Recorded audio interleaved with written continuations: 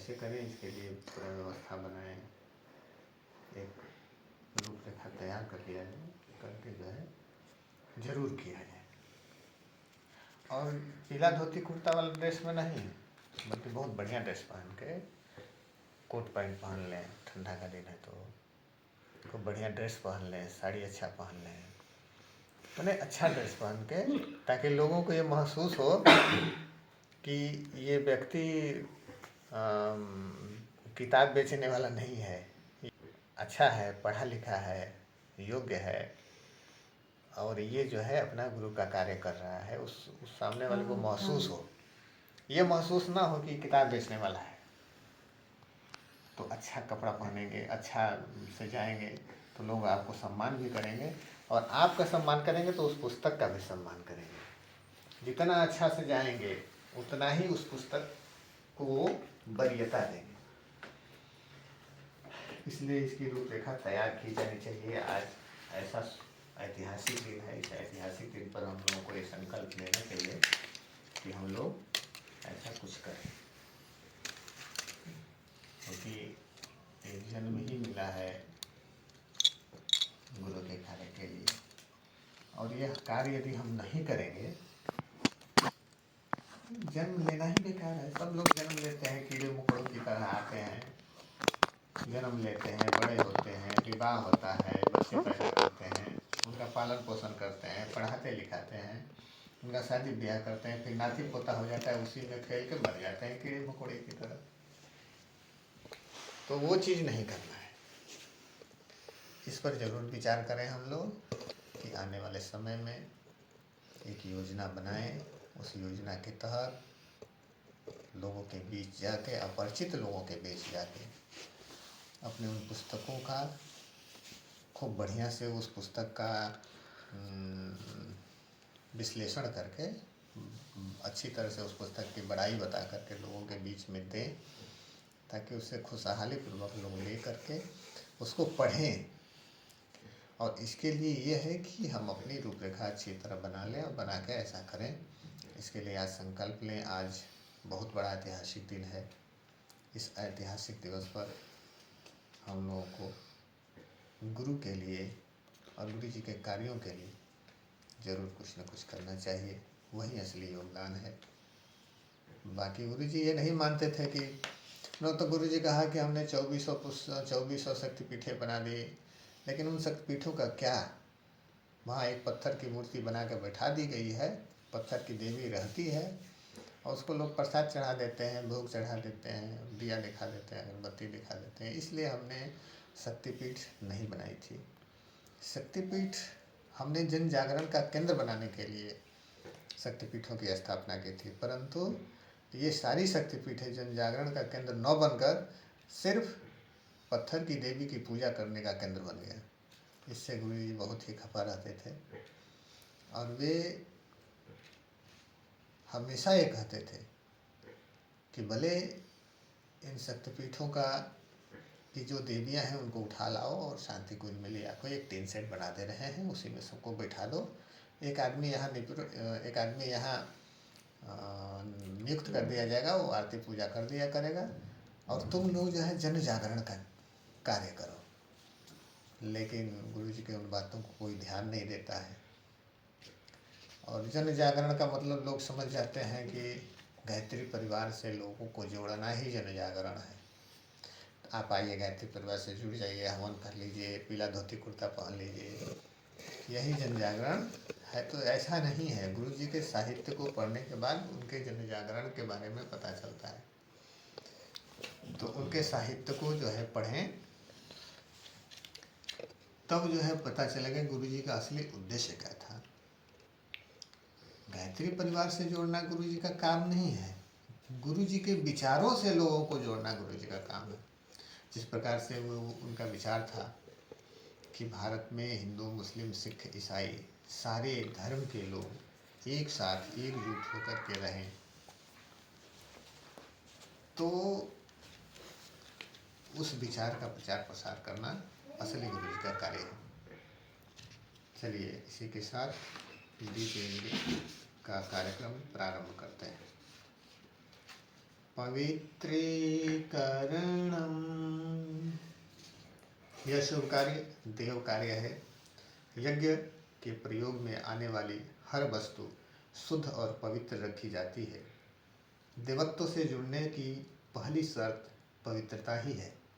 हम देवत्व से जुड़ने के लिए, देव कार्य करने योग्य बनने के लिए मंत्रों और प्रार्थना द्वारा भावना, विचारणा एवं आचरण को पवित्र बनाने की कामना करते हैं। इसलिए पवित्रीकरण किया जाता है। हर यज्ञ कार्य करने से पहले पवित्रीकरण करना बहुत ही आवश्यक है। इसलिए मन, बुद्धि, चित्त को शांत करके ये भावना करें कि हम अंदर और बाहर से पवित्र हो रहे हैं। हम आगे से बोलेंगे, पीछे से उसे आप लोग दोहराएंगे। इसके साथ ही जल का सिंचन भी करेंगे। हमारा शरीर धुल रहा है, हमारा शरीर धुल रहा है, जिससे आचरण पवित्र हो रहा है। जिससे आचरण पवित्र हो रहा है। हमारा मन धुल रहा है, हमारा मन धुल रहा है, जिससे हमारे विचार पवित्र हो रहे हैं। जिससे हमारे विचार पवित्र हो रहे हैं। हमारा हृदय धुल रहा है, हमारा हृदय धुल रहा है, जिससे हमारी भावनाएं पवित्र हो रही हैं। जिससे हमारी भावनाएं पवित्र हो रही हैं। ओम ओम पवित्रता मम पवित्रता मम मनः काय मनः काय अंतःकरणेषु अंतःकरणेषु संविशेत्। संविशेत्। पवित्रता हमें सन्मार्ग पर चलाए। पवित्रता हमें सन्मार्ग पर चलाए। ओम पवित्रता नः ओम पवित्रता नः सन्मार्गम नयेत्। सन्मार्गम नयेत्। पवित्रता हमें महान बनाए। पवित्रता हमें महान बनाए। ओम पवित्रता नः ओम पवित्रता नः महत्ताम प्रेक्षन्तु। महत्ताम प्रेक्षन्तु। पवित्रता हमें शांति प्रदान करे। पवित्रता हमें शांति प्रदान करे। ओम पवित्रता नः ओम पवित्रता नः शांतिं प्रददातु। शांतिं प्रददातु। सूर्य ध्यान प्राणायाम। सूर्य से इस सारे विश्व में प्राण का संचार होता है। वृक्ष, पशु आदि प्रकृति से सहज क्रम में सीमित प्राण शक्ति धारण करते रहते हैं। मनुष्य में यह क्षमता है कि वह भावनाओं के अनुरूप बड़ी मात्रा में प्राण शक्ति को आकर्षित करे, धारणा कर सकता है। शरीर से सामान्य दिखने पर भी महाप्राण मानवों में असाधारण कार्य किए हैं। हम भी उज्जवल भविष्य की दिशा में आगे बढ़ने के लिए विशेष प्राण शक्ति धारण करने का प्रयोग करें। भावना करें कि आसमान से श्वेत बादलों का एक दिव्य प्राण प्रवाह हमारे शरीर के अंदर प्रवेश कर रहा है और हम पूर्णतः पवित्र हो रहे हैं। बोले, हे विश्व के स्वामी, हे विश्व के स्वामी, हे महाप्राण, हे महाप्राण, हमें बुराइयों से छुड़ाइए, हमें बुराइयों से छुड़ाइए और श्रेष्ठताओं से जोड़िए। श्रेष्ठताओं से जोड़िए। ओम विश्वानि देव सविततुर्तानि पराशुभ यद्भद्रं तन्नयाशुभ। इसी के साथ प्राणायाम करें। भावना ये करें, हमारा रोम रोम सविता का तेज सोख रहा है, हमारा शरीर प्राणवान बन रहा है, हमारा मन सविता का तेज सोख रहा है, हमारा मन तेजस्वी बन रहा है, हमारा हृदय सविता का तेज सोख रहा है, हमारा हृदय तेजोमय हो रहा है, हम बाहर और भीतर से तेजोमय हो रहे हैं।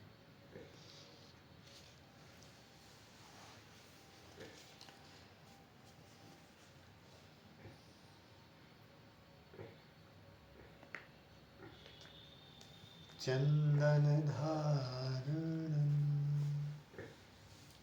तिलक श्रेष्ठ को किया जाता है। शरीर की सारी क्रियाओं का संचालन विचारों से, मस्तिष्क से होता है। शरीर विचारों से चलने वाला यंत्र है। विचारों में श्रेष्ठता का, देवत्व का संचार होता रहे तो सारे क्रियाकलाप श्रेष्ठ होते हैं और मनुष्य गौरव प्राप्त करता है। मस्तिष्क को देवत्व का स्पर्श देने के लिए हम तिलक करते हैं। इसलिए रोली या चंदन को अपनी अनामिका उंगली में लें और उसको सामने की दृष्टि रखें और प्रार्थना करें, उसे मस्तिष्क पर लगाएं और प्रार्थना करें कि हमारा मस्तिष्क शांत हो रहा है। ओम मस्तिष्कम शांतम भूयात्। इसमें अनुचित आवेश प्रवेश न करने पाए। ओम अनुचितः आवेशः मा भूयात्। हमारा मस्तिष्क सदा ऊंचा रहे।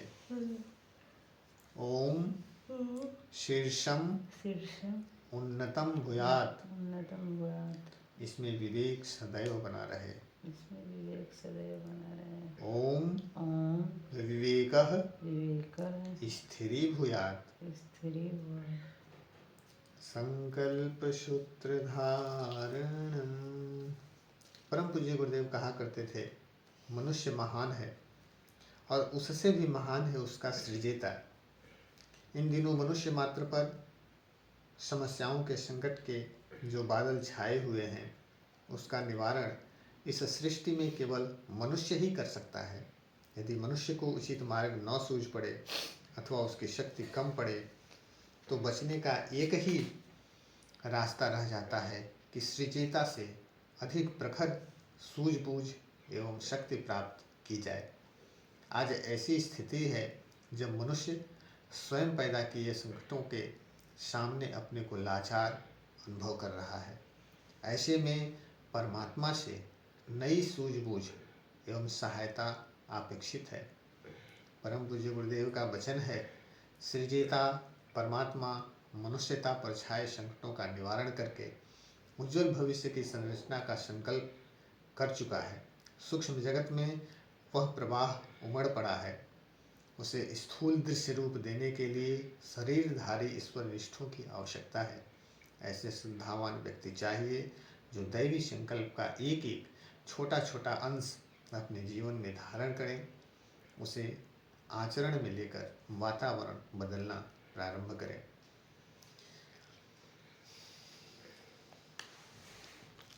वर्तमान में यह प्रवाह को प्रवाहित करने के लिए महाकाल के साथ साझेदारी के सूत्र गुरुदेव ने बताए हैं, जिसे उपासना, साधना और आराधना के साथ साथ दो तप, समयदान और अंशदान है।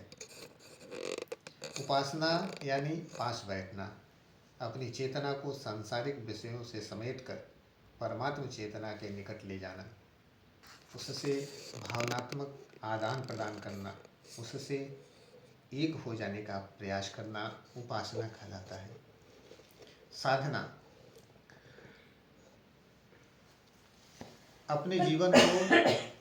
अपने जीवन को ईश्वरीय अनुशासन के अनुरूप ढालना, अंतःकरण, अंतःप्रेरणा, स्वाध्याय, सत्संग आदि के माध्यम से उज्जवल भविष्य के अंदर प्रवृत्ति एवं अभ्यास डालने का प्रयास किया जाना, सत प्रवृत्तियों, सत प्रयासों को संकल्प पूर्वक अपनाना और जगाकर उसे बढ़ाना ही साधना है।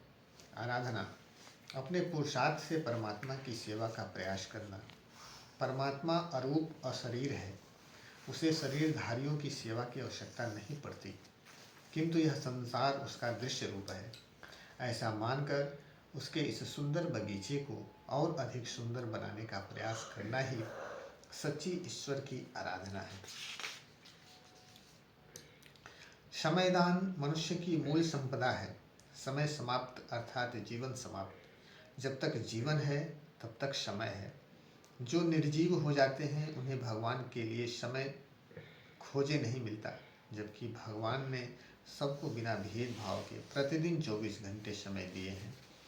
अतः अपने समय का कुछ अंश भगवान के लिए हमेशा समर्पित करते रहना चाहिए। अंशदान सारे पदार्थ सारे साधन भगवान के बनाए हुए हैं। मनुष्य अपने उपयोग के लिए उसमें थोड़ा हेर फेर कर सकता है। परमात्मा के बनाए साधन, परमात्मा की दी विभूतियों के सहारे हमने अपने अधिकार ले रखे हैं। उसका एक अंश भी भगवान के निमित्त न निकाल पाना स्वयं अपने दुर्भाग्य को न्योता देना है। इसलिए हमें 5 चीज़ अवश्य करनी चाहिए: उपासना, साधना, आराधना, समयदान और अंशदान। ये नियमित रूप से होना चाहिए, इसमें कोई कसर नहीं छोड़ना चाहिए। इसके लिए हम संकल्प लेते हैं। हम बोलिए, हम ईश्वर का अनुशासन स्वीकार करते हैं। ओम ईशानुशासनम स्वीकरोमि। मर्यादाओं का पालन करेंगे। ओम मर्यादानाम चरिष्यामि। जो वर्जित है वे आचरण नहीं करेंगे। ओम वर्जनीयम नो चरिष्यामि। हाथ जोड़कर प्रार्थना करें, आगे आगे बोले, दूसरे को दोहराएं। हे महाकाल, उज्जवल भविष्य की रचना के लिए अपने संकल्पों को पूरा करने के लिए हमें उपयुक्त शक्ति मनोवृत्ति तथा प्रेरणा दें। हे प्रभु, हमारे संकल्प पूरे हों। हम सुख सौभाग्य श्रेय पुण्य तथा आपकी कृपा के अधिकारी बने। आपसे दिव्य अनुदान पाने और उन्हें जन जन तक पहुँचाने की हमारी पात्रता बढ़ती रहे। इसी भाव के साथ भगवान से प्रार्थना करें कि अपने कार्यों में हमें भी सम्मिलित करें और आपके कार्यों को हम चढ़ कर पूरा करें। ऐसी भावना, ऐसी विचारणा, ऐसी संकल्प शक्ति, ऐसी दृढ़ इच्छा शक्ति हमारे अंदर विकसित हो। इसीलिए हे प्रभु, हम आपसे प्रार्थना करते हैं कि मेरा जीवन जो मिला हुआ है वो आपको समर्पित हो। कलश पूजनम।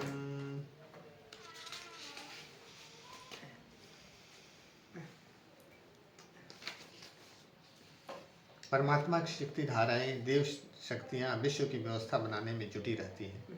हम लोक मंगल के लिए यज्ञ कर रहे हैं। ऐसे कार्यों में देव शक्तियाँ अवश्य सहयोग प्रदान करती हैं। हम उनका आवाहन करते हैं ताकि वे हमें मार्गदर्शन दे, शक्ति दे। क्या हमारे बुलाने से देव शक्तियाँ आएंगी? नमस्कार।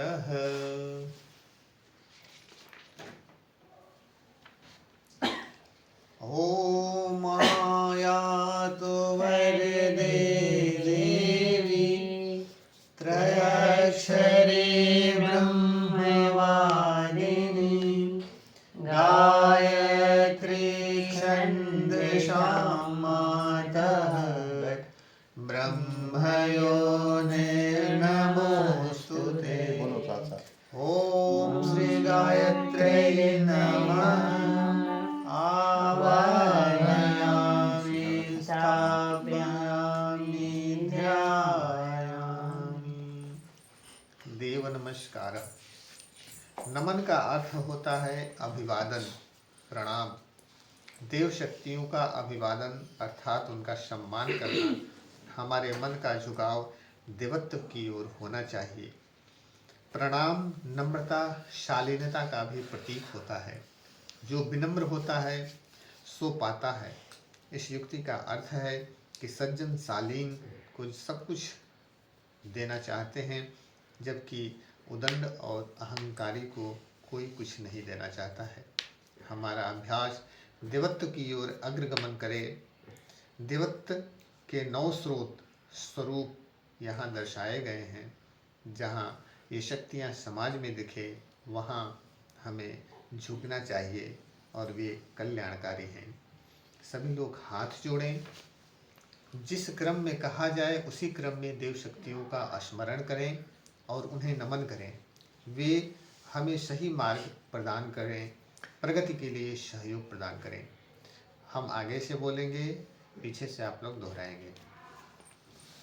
जो सदा देती रहती है जो सदा देती रहती है और देते रहने की प्रेरणा प्रदान करती है, और देते रहने की प्रेरणा प्रदान करती है, उस देव शक्तियों को नमन। उस देव शक्तियों को नमन। ओम ओम सर्वेभ्यो सर्वेभ्यो देव शक्तिभ्यो नमः। देव शक्तिभ्यो नमः। जिन्होंने अपने आप को दिव्य बनाया और हमारे लिए दिव्य वातावरण बनाने हेतु स्वयं को खपाया। उन देव पुरुषों को नमन। ओम सर्वेभ्यो देव पुरुषेभ्यो नमः। जिन्होंने अपने आप को जीता और सत प्रवृत्ति संवर्धन में प्राणपण से संलग्न रहे। उन महाप्राणों को नमन। ओम सर्वेभ्यो महाप्राणेभ्यो नमः। जो मूढ़ता और अनीति से जूझने की सामर्थ्य प्रदान करते हैं। उन महारुद्रों को नमन। ओम सर्वेभ्यो महारुद्रेभ्यो नमः। अंधकार से प्रकाश की ओर ले जाने वाले आदित्यों को नमन।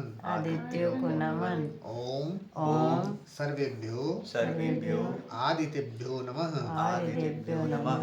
ममता की मूर्ति शुभ सद्भाव जगाने वाली कुपुत्रों को सुधारने वाली सुपुत्रों को दुलारने वाले समस्त मातृशक्तियों को नमन।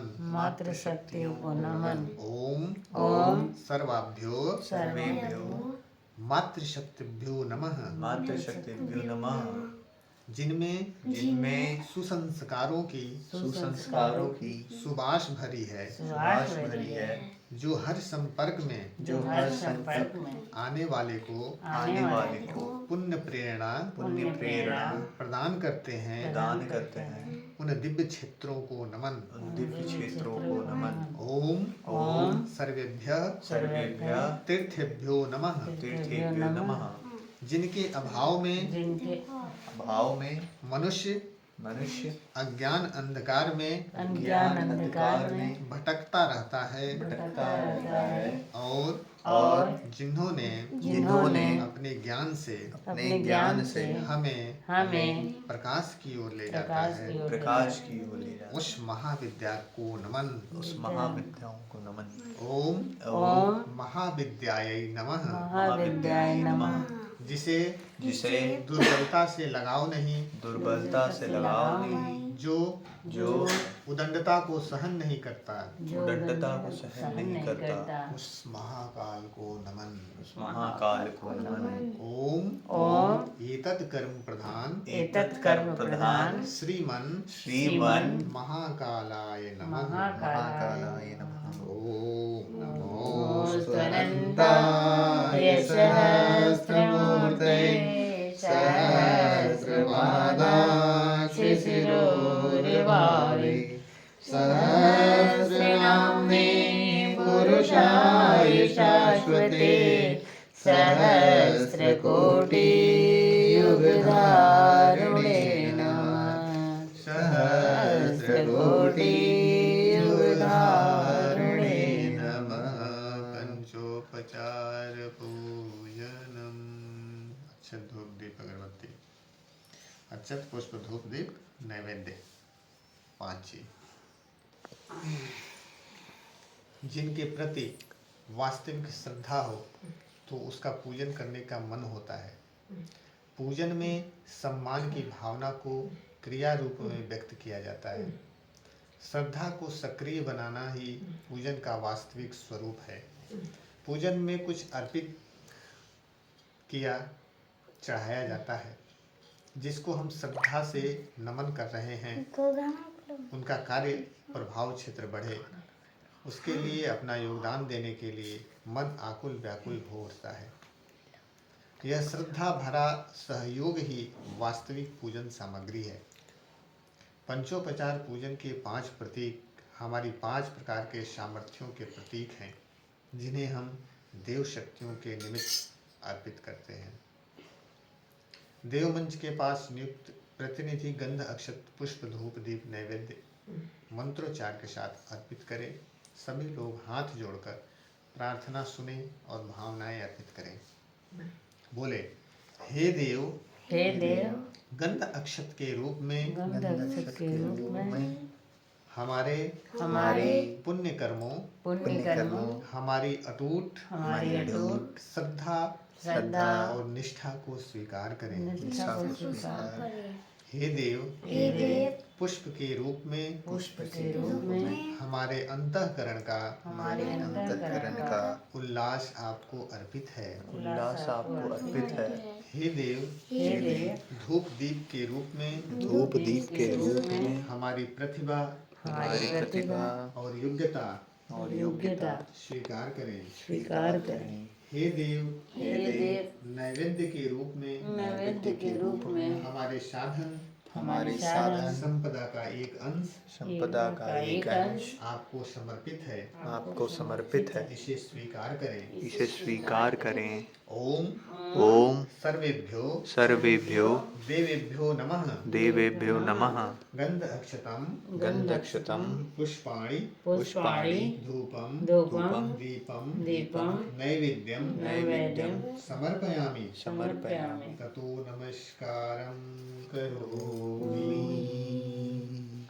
ओम नमोऽस्तु अनन्ताय सहस्रमूर्तये सहस्रपादाक्षिशिरोर्भावे सहस्रनाम्ने पुरुषाय शाश्वते सहस्रकोटि युगधारिणे नमः। सहस्रकोटि युगधारिणे नमः। स्थापनम दीपक में पूरा घी भर दें ताकि अग्नि स्थापन के साथ साथ गायत्री स्तवन करने तक आराम से दीपक जलता रहे। ऋग्वेद में अग्नि को आराध्य और पुरोहित कहा गया है। मनुष्य ने अग्नि ऊर्जा का उपयोग जब से सीखा है तभी से उसकी प्रगति का अगणित मार्ग खुलते चला गया है।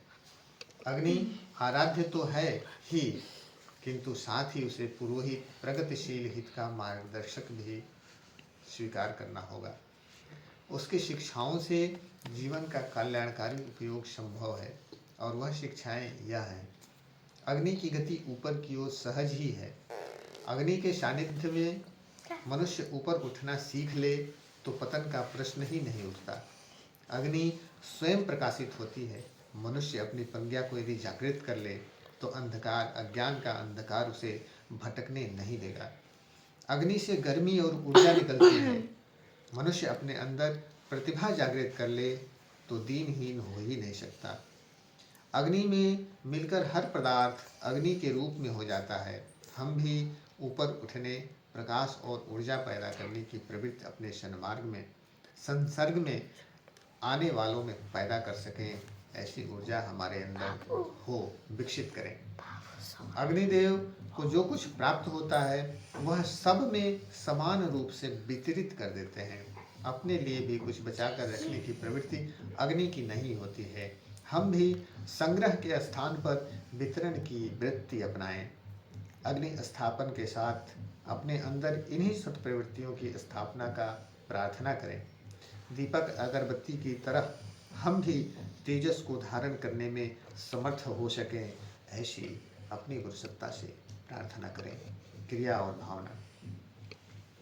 मंत्रोच्चार के साथ दीपक अगरबत्ती जलाएं। मंच पर स्वयं सेवक अगरबत्तियों को क्रमशः जलाएं ताकि अंत तक क्रम चलता रहे।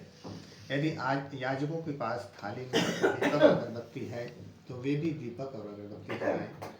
दीपक में घृत डालते रहने का क्रम बनाए रखें ताकि अंत तक दीपक जलता रहे।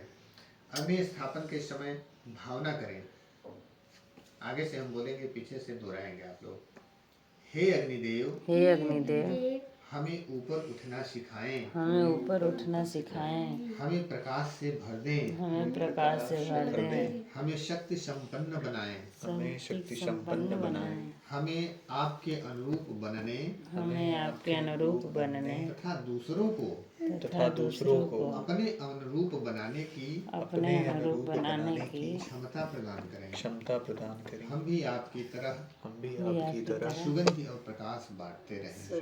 प्रकाश बांटते रहें। ओम अग्नेनाय सुपथानाय अस्मान् विश्वानि देवयुनानि विद्वान् युयुद्धस्मज्जुहुराणमेनो भूयिष्ठां ते नमोक्तिं विधेम।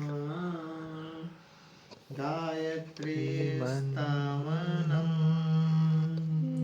महामंत्र का देवता सविता प्रकाश, ऊर्जा और चेतना के प्रति स्रोत को कहते हैं। भूमंडल के लिए प्रत्यक्ष स्रोत सूर्य है, इसलिए सामान्य रूप से सविता से सूर्य की संगति बिठा ली जाती है। सविता को ज्योतिपुंज दिव्य मंडल के रूप में ही जाना जा सकता है। परमात्मा को उच्चतम आदर्शों शक्तियों का समन्वय समुच्चय कहा जाता है। सभी याजक गायत्री स्तोत्र सुने। अंतिम चरण में पुनात्मान तत्सवितुर्वरेण्यम जरूर दोहराएं। स्वयं भी दोहराएं, दूसरों को भी दोहराएं। मन से प्रार्थना करें, हमारी भावना, विचारना, स्वभाव को इतनी पवित्रता प्राप्त हो सके कि हम देव प्रयोजन में सक्रिय सहयोगी बन सके। समय अवधि के साथ साथ कार्य करें। शुरू करें गायत्री स्तोत्र। लास्ट में पुनात्मान तत्सवितुर्वरेण्यम पावन बना दो, हे देवता बोलेंगे।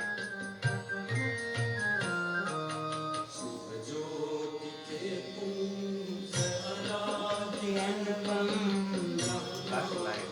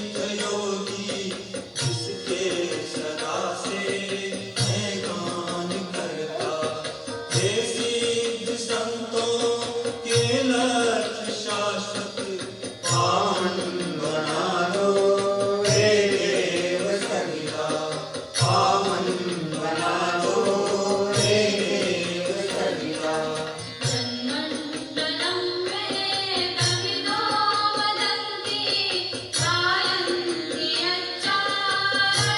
यच्चारणसिद्धसन्धा यद्योगिनो योगजुषान्तसङ्घा पुनातु मां तत्सवितुर्वरेण्यं पुनातु मां तत्सवितुर्वरेण्यम्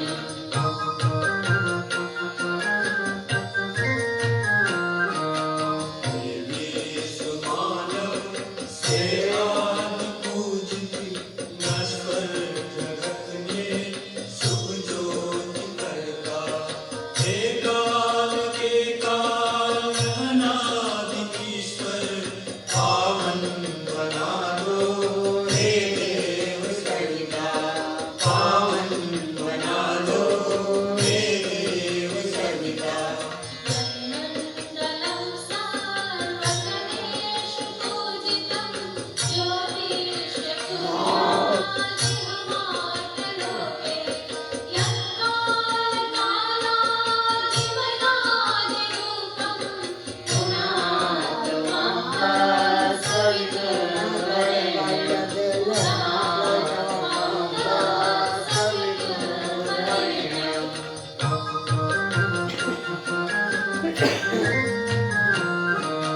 विष्णु ब्रह्मादि माया प्रचारक हे भक्त पालक हे पाप हरता हे काल कल्पादि के आदि स्वामी पावन बना दो हे देव सविता पावन बना दो हे देव सविता जन्मण्डलं विश्वचतुर्मुखास्यं जगक्षरं वापहरं जनानां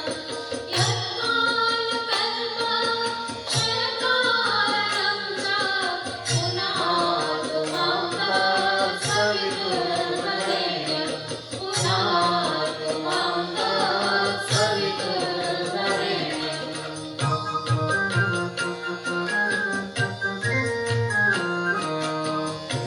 विश्वमंडल के आदिकाल उत्पत्ति पालन संहार करता होता तुम्हीं में लय जगत सब पावन बना दो हे देव सविता पावन बना दो हे देव सविता जन्मण्डलं विश्वस्मितां प्रसिद्धं